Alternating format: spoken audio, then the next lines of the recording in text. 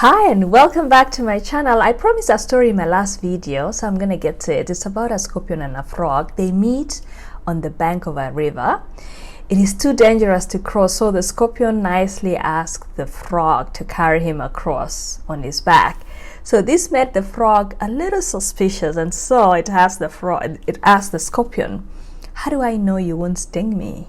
The scorpion says, "Oh, I can't do that because if I sting you, then we are both gonna sink and I'm gonna die too." That sounded reasonable, right?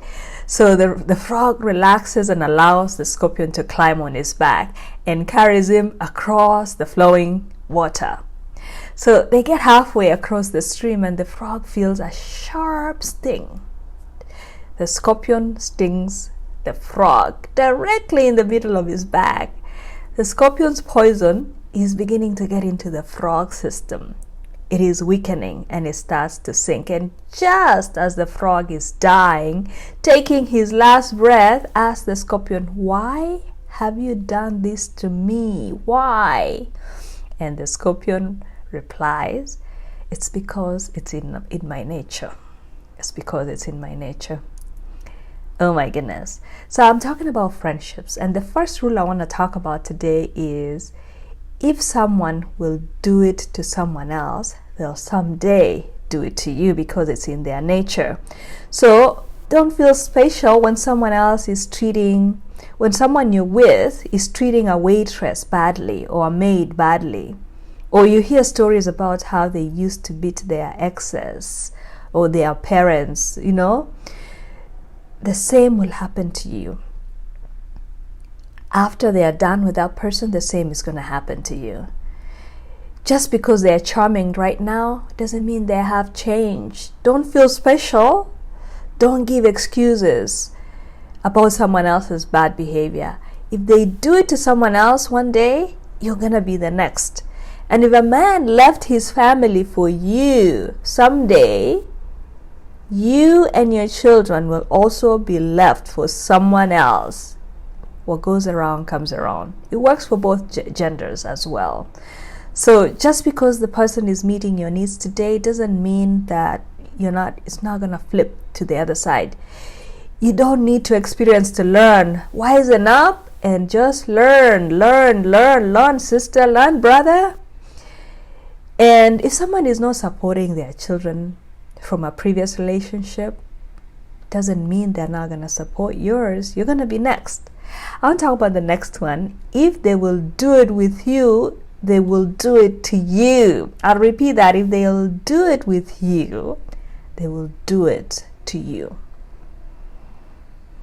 If they are sharing someone else's secrets to you, they will share your secret to someone else. So don't feel privileged when you're listening. Don't be flattered and say, "Oh my goodness, this person is so loyal to me. We've been through so much together. This person will never expose me." If you are not sure about what I just said, refer to the frog story. And then I also want to talk about proximity. Proximity is not equal to trust. What do I mean? Just because you live in the same house and you know my routine and my relatives, it doesn't mean that I should trust you. Living together is not enough measure for trust. Trust is earned, not given. So same for workplaces. Just because we work on projects together every day, I see you every day, doesn't mean you become my confidant. So don't give your trust away. Let people earn your stories. Same for anyone who comes and stays in your house as they transition to the next phase of their lives. I would say put boundaries from day one. Think of friendship this way.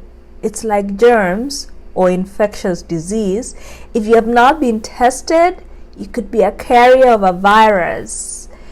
Anyone in your house could be a carrier. Anyone in the workplace could be a carrier of an infectious disease. You don't know until they get tested, until you see the results. Not until you hear, until you see the results. So don't be quick to be saying, "Oh, so-and-so is my best friend."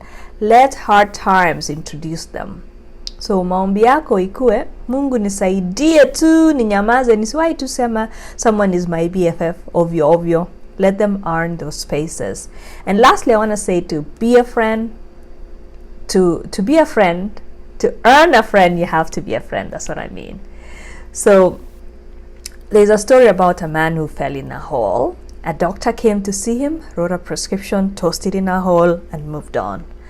A preacher came to see him, wrote a prayer, tossed it in the hole, and moved on. But a friend came to see him, jumped in the hole, and the guy says, "What are you doing?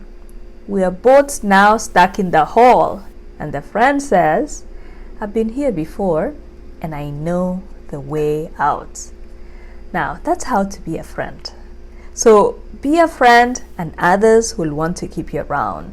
To get a friend, you have to be a friend. A friend is a verb. It's what you do more than what you say. What you say is also important, but you always back up what you say with your actions. So I just want to end it here. It's not like I know everything. I just want to share my stories and the stories that I know, the things that I've experienced, so that you can leave my podcast, you can leave here after listening, feeling empowered, feeling that you know something new. So thank you so much for tuning in. I'm going to ask you to please subscribe to my YouTube channel. I'm putting a link below. And please give this video a like. I'll see you again in my next video. Thank you so much. God bless you.